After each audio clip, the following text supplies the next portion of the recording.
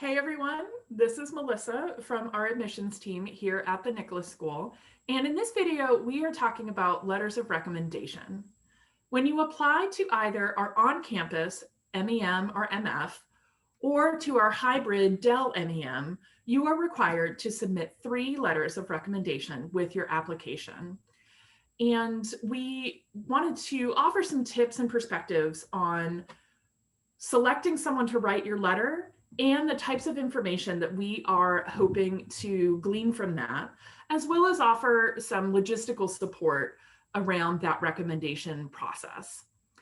When it comes to selecting someone to write a recommendation letter for you, think about the people that are in your life that can speak about the ways that you show up in community that will help us understand the ways in which you would show up in our community here at the Nick School.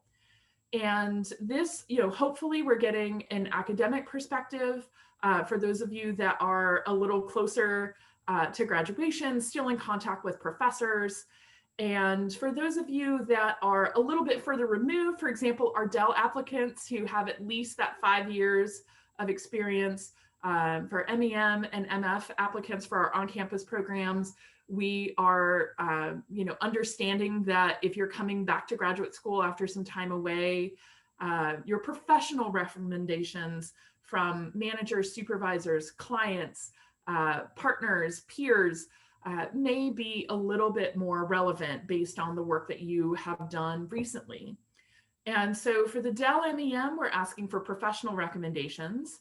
And for our on-campus MEM and MF, we would like to see an academic recommendation or two, or all 3. But we also understand that there may be someone else in your community who perhaps was a supervisor for an internship, for a job, or for a campus organization of some kind that may have some really great things to share as well. And the things that we're really excited about when we read a recommendation letter are specific examples and anecdotes that illustrate things and show rather than tell. It's so much more helpful for us in our review to hear a story that demonstrates your creativity and your teamwork and your way that you persevere through difficult circumstances than it is for a recommendation letter writer to just say, this student was very creative. This student works hard. We want to hear about the ways in which you showed up for a teammate, for a lab group, for your, your peers and those sorts of things. We invite recommendation letter writers to share about a page. Some of them need a page and a half, and that's fine. And we do ask for 3, and we find that 3 is the number that really gives us the perspectives that we're looking for in our review process. When you are filling out the application itself, you will get to the recommendation letter section and be asked to put in the contact information for the people that you have asked to write your letter. Be sure that you have asked and confirmed with them that they're going to write your letter before you enter their information in the application. Because when you enter their information in our application, they will get an automatic email from our application system that will say, hey, you've been asked to write a letter on behalf of this person. Here's how to do it. And you are able to enter in a maximum of 4 people because we know that sometimes a letter may or may not come through. We know that life happens, and we want to take care for that. But we are looking for those 3 letters of recommendation. And it is possible for your letter writers to write, upload, and submit their recommendation letter before you submit your application. You can also submit your application before your letter writers have submitted their recommendation.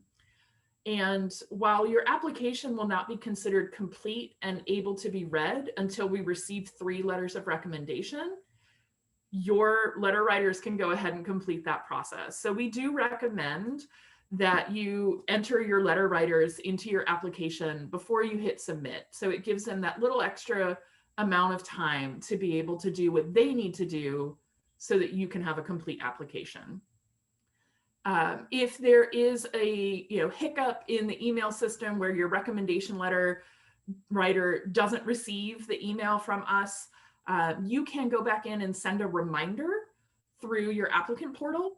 And if that still doesn't work, let us know. Send us an email at admissions@nicholas.duke.edu, and we can send an email directly to your letter writer if the reminders and other issues are not working and you're not receiving the emails to complete this part of it.